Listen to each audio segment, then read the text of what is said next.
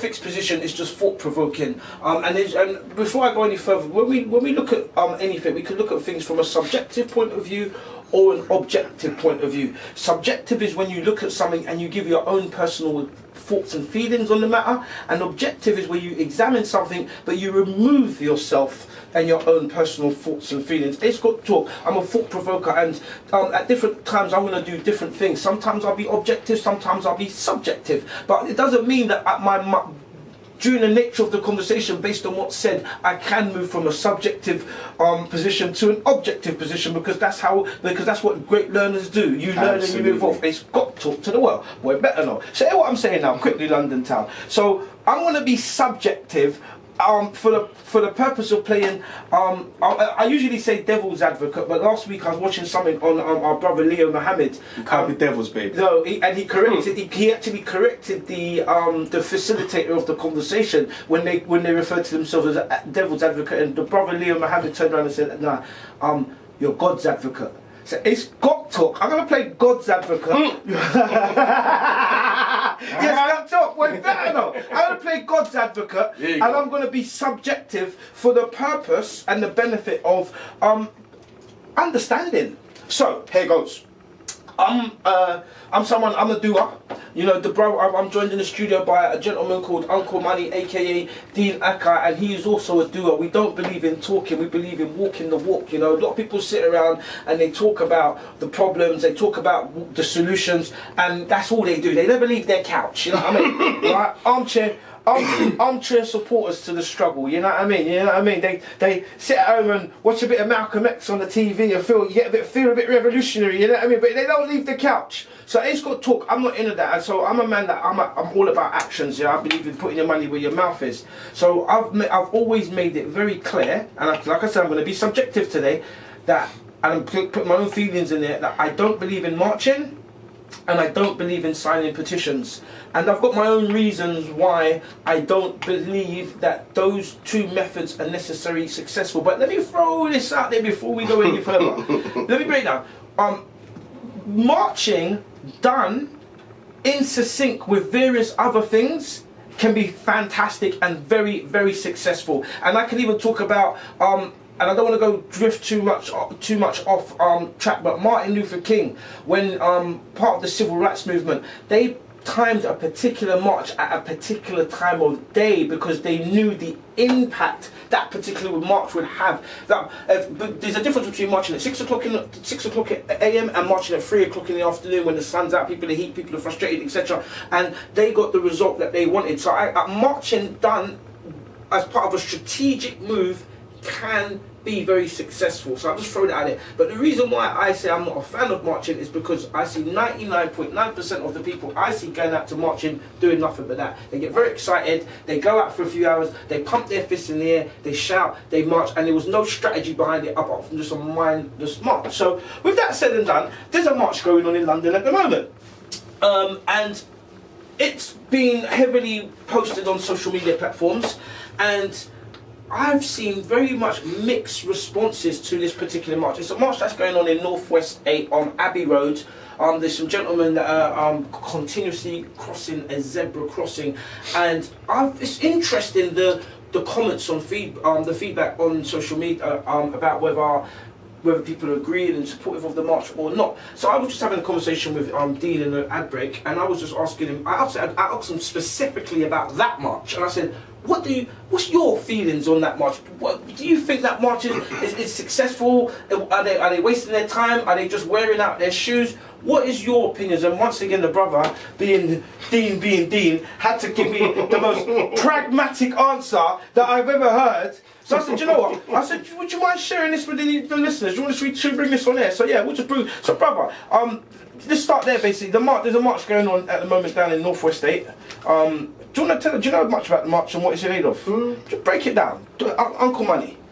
So, my thoughts on what my brothers, Leo Mohammed, Andrew Mohammed, and the brothers who formulated that march, who have traditionally, over the last decade, supported the reparations march.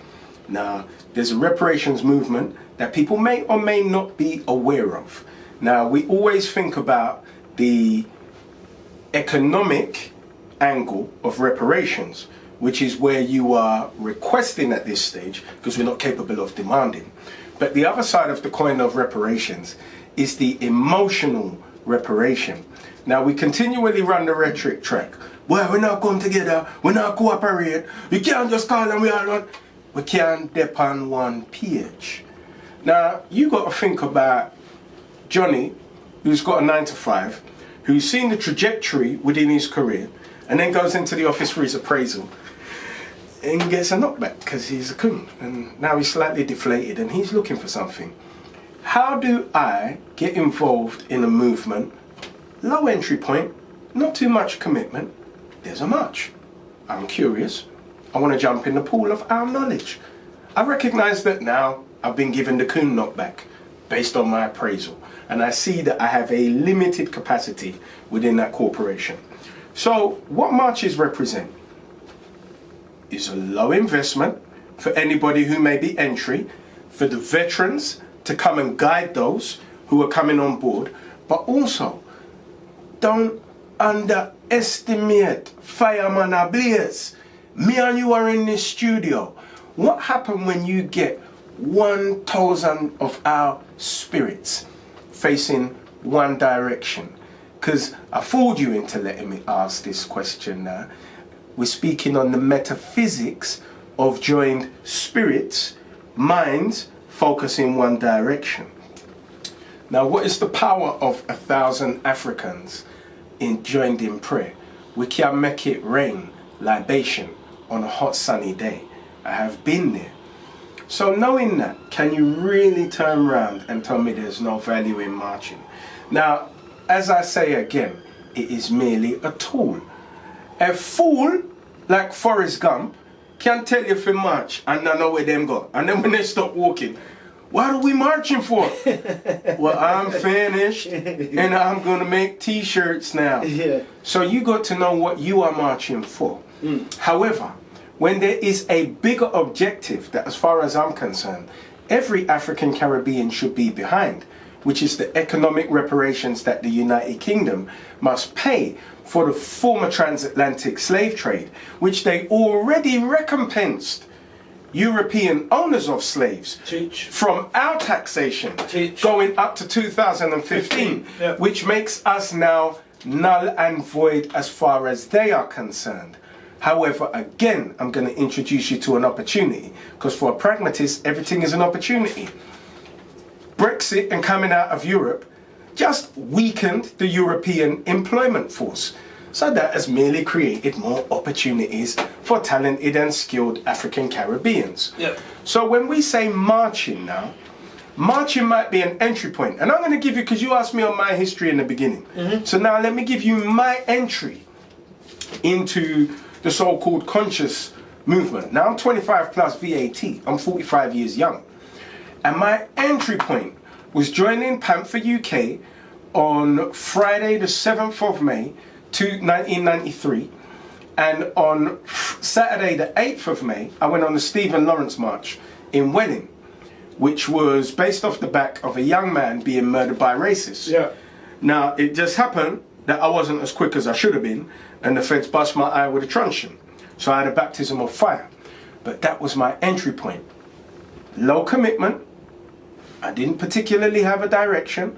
I was on my political journey. I had read Malcolm X, and they got me for the rest of my life. So you see what's possible from that thing there? Don't underestimate any of the tools at our disposal.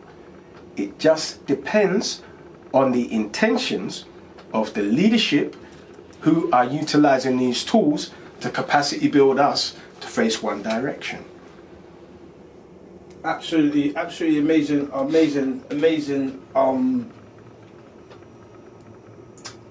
counter to what I put across as being quite subjective. And once again, I knew you was going with that angle, hence why I said you could start from a subjective position and move to an objective position. And I mentioned this earlier, the Ace Court Talk Show, it will be London's biggest conversation for our community. And like I said, not every conversation you need to have a fixed position, and you can go into an open dialogue with a fixed position, and just like the Feds say, we have new evidence. That's why omission is the greatest lie. Omission is the greatest lie. What you don't tell. And that's why I always compare us to Planet of the Apes. The first Planet of the Apes movie. When Charlton Heston escapes the compound of the apes, he gets on the horse and he takes a young lady because he's starting again. This is the representation of Adam and Eve. And they go to the Forbidden Zone. The Forbidden Zone is where they hid the history of man, where apes came to rule. Now, when we reverse that, that was actually representative of us being the man, and the apes being the Europeans who hid the embryonic stages and the architects. Absolutely. The apes represent the Europeans. But because they align monkeys and chimpanzees being us, the whole point of the movie was to scare Europeans about the Black Power movement. So, but what it actually represents, and you see it in the Hidden Zone, when he finds the doll that talks, and he squeezes it and says, "Mama," well, why would a doll speak if human beings never spoke? Makes no sense. Yes, sir. Yes, sir. Yes, sir. Yes, sir. London Town. No, I'm introducing him. All right, cool. Got you. You can leave that open, brother. Go on, got you. So, the managing director of Access UK, and the reason I said that is because this is a fellow man who doesn't much. But I'm putting it in context very quickly. I'm setting something up. Let me just fill him in on the cause. So I'm just playing God's advocate, and we're talking about the march that's going on in Northwest State with the brothers at the moment, and whether it's practical or not practical. So but the brother was just giving his views on that. So we all have roles within the community, and as I said, marching was the entry point. Now, we talk about hierarchical structures. So now you have an advocate that goes out and does battle from a more qualified place of operation. So there are funds over there, resources that are ours. Why do we go in a room to get these resources? Because we're taxpayers. We are worth money within this economy. 100%. So his role is not too much, your role isn't too much, but remember, I'm one of those people, I said, it's like the glue, the gelatin that holds together. So do you know why I march? In support of my comrades. Because those who are at entry point see me, I'm not too big, because I know how that connects to the bigger movement. That is a march with direction, as opposed to a march which is there to wear out shoe leather.